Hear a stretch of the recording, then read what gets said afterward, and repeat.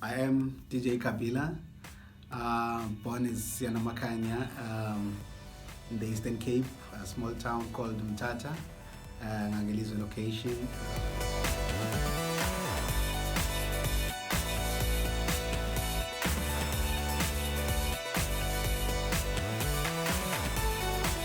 Growing up, like I've always loved music, you know. That's why like you got to know about the guy behind the music, DJ Kabila. I've been signed 2016 under Solistic Music, which is like Black Coffee's label. Did an album called Believe. My second album was in 2011 called Solistic Music Cuts Volume 1. And I got to move and I developed my own label, which is called Music Soldier Entertainment, where I've released my third album, which is called Music Will Save the Day. And currently I've got a new single, which is on high rotation, most radio station, called Somnyama. It's been a journey, man. Through this life, it's been a journey. I started staying from Mtata. We moved to Queenstown. We've stayed in PE. We've stayed in Pretoria. Now, I'm based in Devon. Through my career, I've done a lot of, your small bashes, from when I started, like in '99, I used to be at PE Tech, to like developing to like club level, to times 4 Pretoria, to like playing your school bashes, to even like traveling abroad to playing like Miami Music for Conference, to starting my own event line called Music Will Save the Day, whereby it's I uplift the young and the upcoming, through the talent, through the information I've all gathered along the music, So yeah, basically, and maybe most of you know that I'm in a wheelchair. I got to have an accident in 1999, September. We had a drastic, change because I've always been working, And then, so through my disability, I always try to inspire, that you can be whoever that you want to be beyond your disability. Hence why I started a non-profit organization called Beyond Disability, where I'm trying to inspire even the ones who are like me, even to showcase also like to people that disability doesn't have to be far from anyone. It can happen to anyone any day, because we just need to work together in closing the gap, which is like in Beyond Disability. I basically bridging the gap between the able and the disabled people, and doing some awareness campaigns whereby I'm really bridging the gap, yeah. What is the goal with Beyond Disability? Like, what are you trying? I know you want to bridge the gap, but how exactly are you trying to bridge the gap? What does that mean? I think people, most of the people, like for me, I will talk about me. Like I was never born on the wheelchair, and I never knew, like how it is to be like disabled, So for me, trying for me to be in in this situation right now, I feel another person, they take for granted the difficulties and the challenges that a disabled person like really face, you know. So I'm trying to like invite everyone like to say, hey, come through, come into my, you know, just come and take a journey with me and understand what disability is. Like for instance, you know, I'm as a DJ, a simple thing like you go into a club, a DJ booth, you can't even see your crowd, you know. So things like accessibility, you know, like getting into a building, like I mean, this is a school, but you don't find a ramp, you know, where I can access, you know, really access to come and really be whoever that I want to be and get education and all that stuff. So I want to, it's different awareness campaigns that, you know, I take. You want to go to the beach, you can't even, you know, access. You want to go to the park with your girlfriend, you know, you can't be in that space because you've got disability. I mean, look at me, like you want to go to the club. In most clubs that I play, they don't even have like toilet facilities for people with disability, you know. And how must a person with a disability access those spaces? But for me, I go beyond all those, you know, because it's my work, and I want to show people that, you know what, let's be the change. Let's try to make, through me, I'm taking people on that journey. It takes a lot of courage to use your story as I want to find the right words, but to use your story to say, look at me, this is my journey, and at the same time to even share your struggles, because you got into music before you were even disabled, so you loved music, and then you got disabled, and now you're saying, I still want to do what I love, even though I meet challenges in between, but I still want to do it. But what other tools do you guys use as the foundation to, you know, besides saying you're spreading awareness about disability or to people that are disabled? Okay. You know, like I started, when I started like this foundation, it was not a foundation basically, but through the work that I used to do before, you know, we visited a school, you know, with kids who are like having disability, where it was a career expo, where, you know, we were taking like the kids with, this is what you can do within the workspace that I used to be at. And I was like, you know what, and already then I had already started music, and I always wanted to find a purpose within what can I do within my music, you know. And I've always been like, you know, having all this challenging on myself, and I was like, yeah man, you know, I've been doing like my birthday celebration and all that stuff, and I started as like, okay, you know what, I want to fundraise for this school, because I could see the environment where they were studying at, and I was like, I want to do a party with a purpose, you know.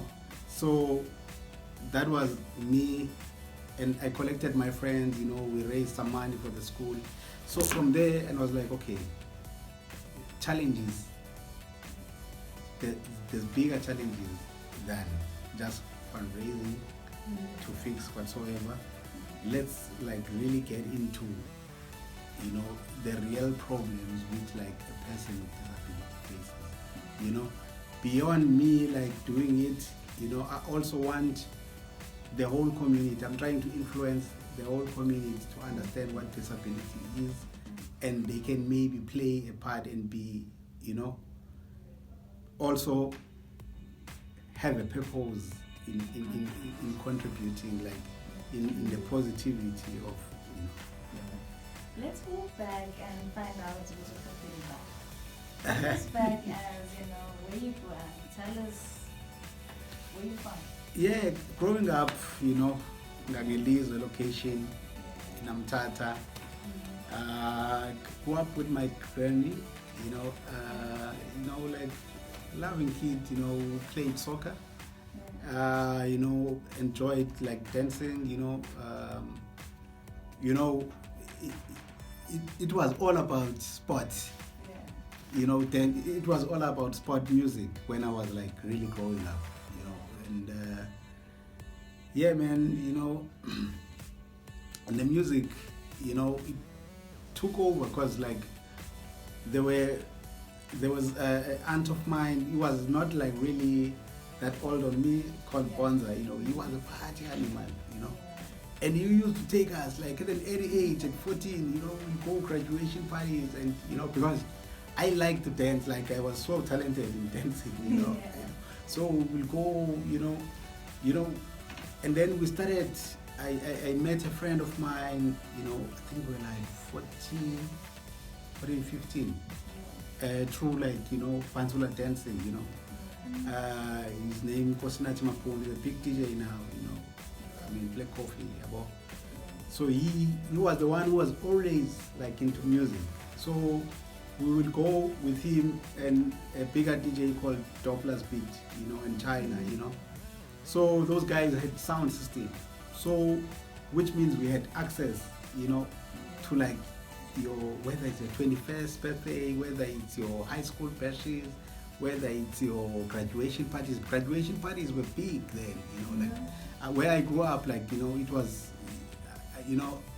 it's one, like, I mean, people, it was like a motivation, like it was sort of, I think, if you are graduating, you're going to do like this big party, like, so it was a big thing, like for me growing up. So we used to attend those, and I think my love for music, it really started there, When you say love for music and now you're a DJ, how when I love for music, what were the things that you were doing in music? How did you know that this is what you wanted? It's always dancing, man. Like, I mean, from Judy Boucher to, like 10 City to, like on a Saturday, there was a radio station called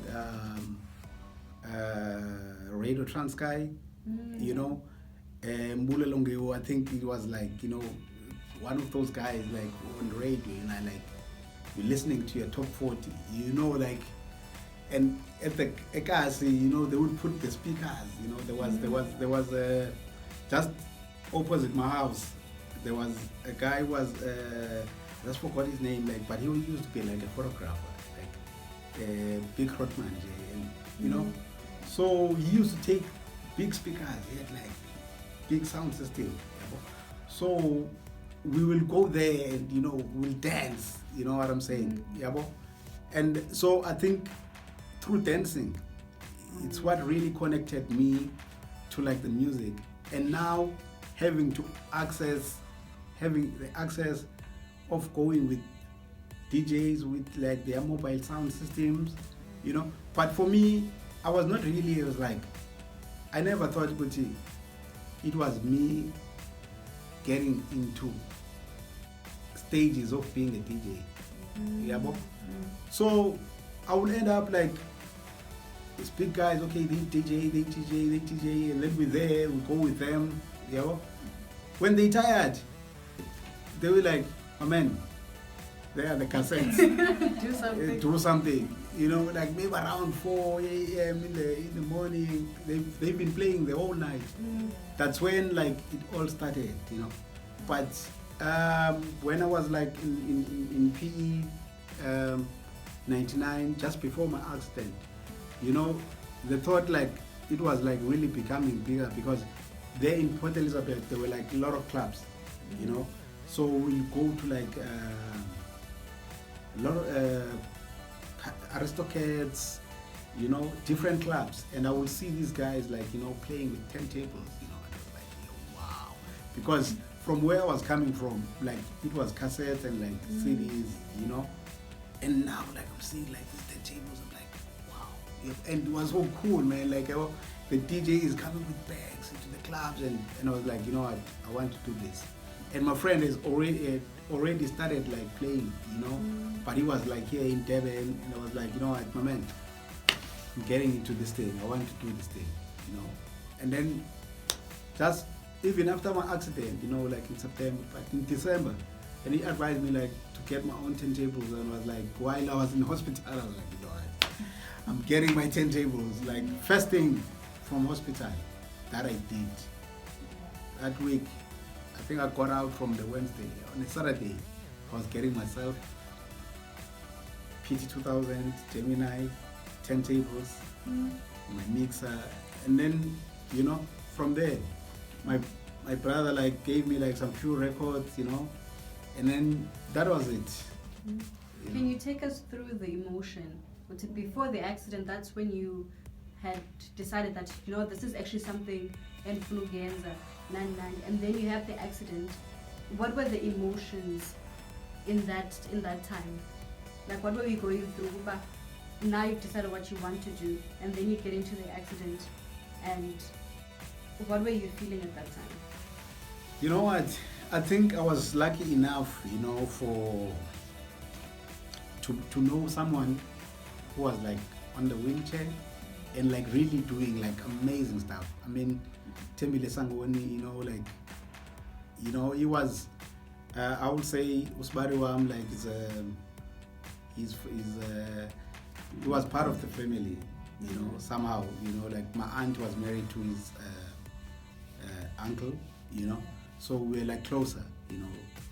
And I will watch this guy, you know, like, you know, driving his own car, you know, doing like normal stuff that anybody like is doing, you know. And I was like, so when I got up from the, like basically on the accident, on the spot, and I was like, you know what,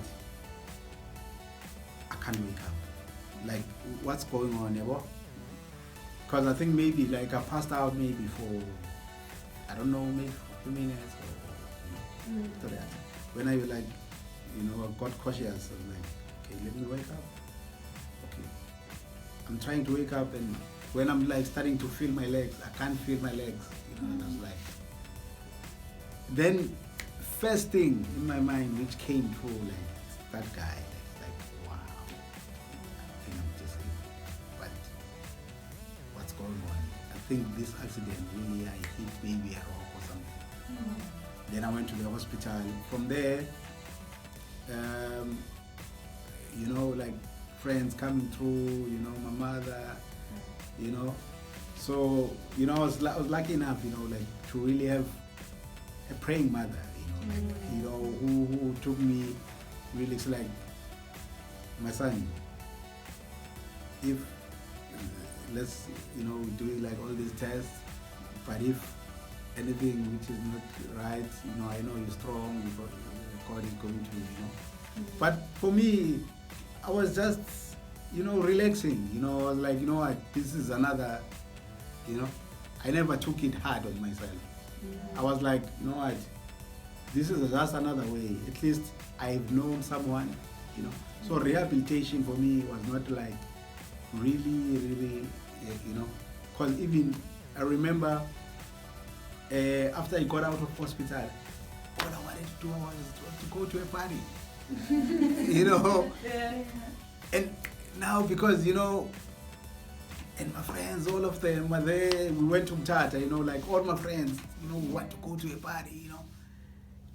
The next thing, I burned my foot with some hot water, you know, and I couldn't, you know, I couldn't go to the party. I was so frustrated. I was so frustrated, but, you know, I was like, you know what, yeah, you know, I need to, you know, because like I at that point, I had not adjusted enough, like, to really know, like, my body, how it is, you know. So, but I started like knowing what, okay, you know what, this thing, it's like the music part, you know, it's all about what people, they want, everyone wants to have joy, You understand what I'm saying? It's not about your disability or anything like else, you know. Because when I moved to like the following year now, like it's enrolled in PE Tech. We get into like I'm already like starting to play and all that stuff, you know. And I had a friend of mine which I was still new, not like really polished, you know. And then he's like, okay, cool. He got booked for the freshers and we went to play. But people they just love me like at school, you know, because like the way like that I used to carry myself, you know, like, you know, because I never took and no good like, no, now I need to be, you know. I need to feel sorry for myself. I used to like dress nice and, you know, be there, you know, like, so like I was like really popular in school, and when like I got into this DJing thing, even when I was like not really playing well, you know, people were like, yeah, you know, they were like enjoying. So like I think the music really also played a big part in my rehabilitation to really accept myself and knowing that I can be in this music thing, and you know I can even go into this music thing, you know. So What is the now getting into music thing sign? I'm sure also cool, if I'm not mistaken. yeah. Going to Joburg, thing sign and being like, okay, this is what I really want to do. Yeah. So from PE, I'm moving to like Pretoria, you know, like I've messed up, you know, not really concentrating on school, and my mother is like, yo, come through to Pretoria now, you're going back home, you know. It's like, you know, this thing, what am I going to do now? Okay, cool, my friends are there, you know. I started like navigating myself within, you know, like clubbing, you know. I started playing like whole lot of gigs, you know, like getting into competitions, YFM, you know. And you know, a friend of mine has always been like monitoring, so he got a break in 2000, I think 2005, to have his own whatever city, and formed his what do you call, his label, you know, Solistic Music. And then the next thing, you know, that he will do is like, my friend, because he's always been monitoring, you know, my progress within the music, you know, the hustle, because we've been hustling together, and he's like, my man, come through. Now I'm inside, let me put you through, you know. But within that, also himself, he's been like, you know, he still want to chase to even greater heights. So it was not like an easy process to take me along with him, you know what I'm saying? So it, you know, you get frustrated, you know, like it's not easy like to be signed, because all of a sudden you see like the progress of your friend, you know, and you checking your progress, and you're like, no man, why am I not there? Why is it slow? Candy, he's just started now, you know what I'm saying? And he wants to like get into another height. But you know, that platform he gave me, it gave me the name. It gave me the brand DJ Kabila, you know.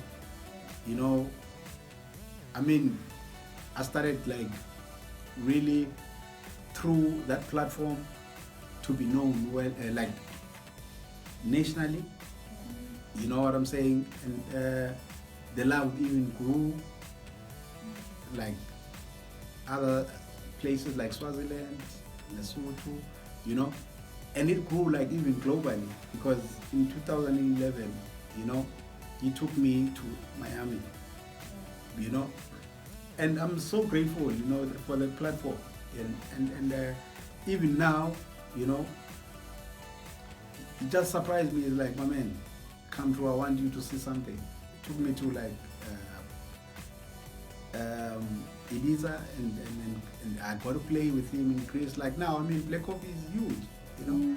But he's that mentor in me who's always like, you know, trying to show me how big this thing is and how big as the dreamers, because we've always dreamed as young boys, you know, growing up, you know, that how big it can be, you know. So I'm grateful to have people like that, you know, who always, you know, say, my man, you know, here's the next big thing, here's the next step, you know. How is So like now you're saying you've always been driven, you've always you know, wanted to see how big this is, and leaving the country this year and going to see a different side or even a more advanced side of the music industry and even partying in life. Yeah, man, you know, what I've realized, you know, I got to an opportunity like really of introducing, like, you know, Solo the song into Black Coffee, and all these guys, both of them, they got to be at the music Red Bull Music Academy. Like Nati, I think it was before his album, you know, and then Tulo somewhere 2008, you know. So what Red Bull will do, will take these guys like overseas to give them exposure, you know. So I think they got an exposure early, you know. So for me, hey, it really bloomed. Going to Ibiza, I mean, I went to like before Miami, but I think I was not really ready, you know, of like what is like really happening, you know. But when I went to Ibiza, I started to get the picture now, like what is really happening. I mean, the global scene is big, you know. Like for South Africa, it's really, it's just a portion into the world, you know. They enjoy what we're doing, but I don't think we've got the picture of how big it can be. I know, like sometimes the exchange rate and everything in terms of like the finances is difficult to go to those platforms, you know. But if you can dream from here and have an inspiration of not looking down to those guys, they are right in front of us. Abo Black Coffee and Abo Kulu, these guys are here. I mean, look at Euphonic. He changed his name to Temba within 2 years, you know. He's getting like transformed to like, because now they are, it's the world, man. It's not South Africa. You're not only playing like in Polokwane or Cape Town. You're like now playing for the world. It's like now you're in New York, now you're in Ibiza, now you're in Spain, you are in Greece, now you are in Australia, now you are in Japan. Now you understand what I'm saying, you know. So the scale is big of what you can do. So now even with the music, you need to adjust. Not be like, no, I'm only playing. Some other music that we do can take you so far, you know. But if you check what the globe is like doing, and you put yourself there, the space is huge. Yeah. You play deep house. Yeah. I play hip hops, Afro house, you know, like it's the elements of the music that, you know, I enjoy within that music, you know. Yeah, man, you know, slowly tapping into Afro, you know, we always played like Afro tech, and I've realized the sound when I went to Ibiza, like this sound, we used to play it on records, you know, like this is, but now that kind of sound, we've got more producers like doing it, yeah, in South Africa, you know. So we're exporting that music now into the world. It's important to export what we have into the world, because you can't be an imitation of those guys. You need to go there and be different, So even with the music that I play, I always want to be different, And like the whole purpose of me DJing is to move the crowd. People want to dance. You understand what I'm saying? It's not, you can't go to a club and like make people like sleepy. You understand? So I think like through my traveling, I got to understand from like staying in Eastern Cape to like staying in Gauteng to staying in KwaZulu-Natal, I got different rhythms. So I know when I go to the dance floor, like what to expect, and I can take it from another DJ and read the crowd, because I think that's the gift that I've got in terms of like really tapping into the emotions of the people. And yeah. We're talking about tapping into the emotions of people. Yeah. Let's tap into your emotions where you are in that group and you feel like I don't know what is happening because I can't even tell you like the first song that I'm gonna play. You know what I'm saying? But somehow I think it's a spiritual thing. It just happens. I think it's not something you can study. It's just in you. Like as African, we just got the rhythm. Yeah. So, like from the dancing part, not everyone can dance. You know what I'm saying? We used to do some other stuff, break dancing and come back and, Yeah. So it's also with like the music, it's like playing soccer. That skill you're given from there, basically. As much as you can play soccer, you can learn, but there are some things, that you're just born with it. Yeah. Let's get into musical save the day. Yeah, Musical Save the Day is a very amazing project which was really inspired by me traveling to Miami, and I came back and I was like, we do this music. Basically, also, I always want to have a purpose in whatever that I do, So I wanted to give it back, the information, because they were like, it's a Miami music conference, and I was like, you know what, I love this, you know what I'm saying, like amazing parties, I came back, I was like, from my era of playing, I started from 99, playing records, to like playing digital. I was like, okay, how about I fuse the digital element with the analog element, which is like the vinyls, because like music will save the day at the end of the day, whether is whatever, whatever is played in what platform, you know what I'm saying, in what, because people they got this thing like no, we can't play records now, they are old, but music never gets old.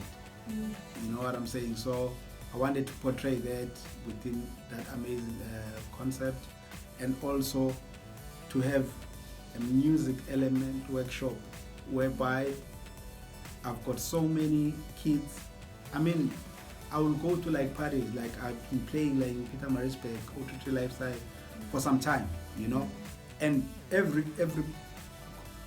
boy like comes to me because they know I'd worked with Khumalo, and I managed to give him a recording deal with solistic music. So like everyone wants the information. How can I do this? How can I get my song played on radio? How can I get into where you are now? And I was like, you know what, let me try and get my industry friends who can convey this message, to these young kids, and also give them a platform with this amazing music, because it's a music workshop and a music festival, you know. So even the youngsters, they got to play. That I can see good, like they are really doing well within pushing their brands, you know. Why is it important for you to give back and to spread the information and grow the upcoming people? Because a lot of people make it and then they're like, okay, cool. Let me continue making it on my own. Why is it important for you, even with the Beyond Disability thing, why is it important to you to uplift others? I think growing up at home, it's always been like that. My granny used to be just a community leader, you know, like he used to be a nurse. So like growing up, it's what I picked at home. Because everyone was like sick, we'll go home, we'll get the tablets, you know. Yeah. You know, whether there's someone sick, we'll use our car at home to take it to the hospital. Whether there's like, even the whole street. I mean, we're fortunate enough at home to have like a telephone. We were those kids who will go, hey, go to 345, we're at 377. You have to go and call that mommy there.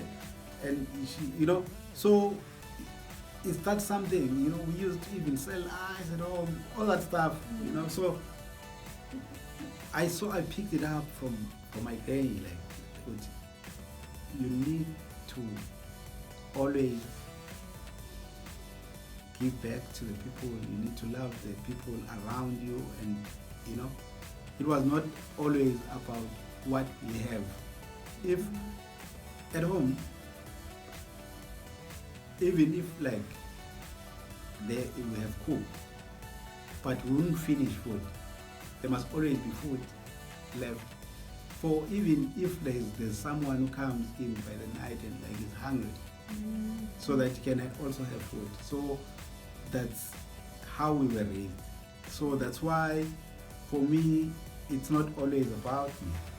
You know, there could be a kid who's more talented than me, who can be like super great. So I mustn't be selfish with the platform that I have.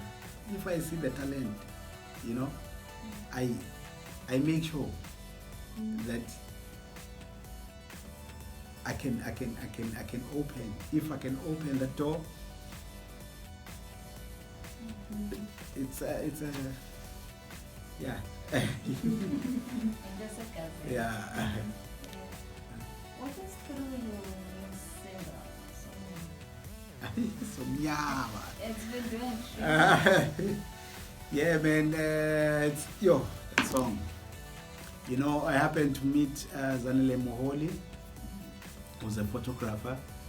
You know, he's been all pushing like the Somnyama Ngonyama, which is like held to the Black Queens. You know, like he's got a very, he's exposed worldwide. He's a really celebrated photographer.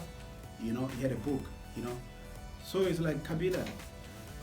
And I got to meet this lady through Ama Social Art Movement, where my brother was like working, and I was inspired, you know, by that piece of work, and I was like, you know what, let me put this into music, you know, let me celebrate all the African women, you know, that I know, within politics, within the music space, within the art space.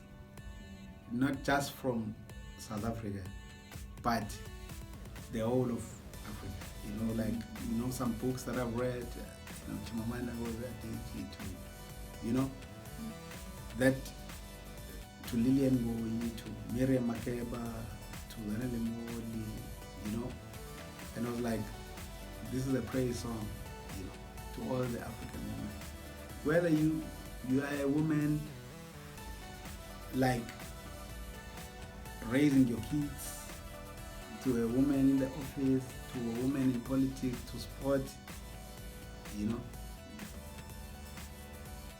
you know, the great queens, you know, and it's very important always bring, to like always give a praise, you know, to the people who brought us into this world.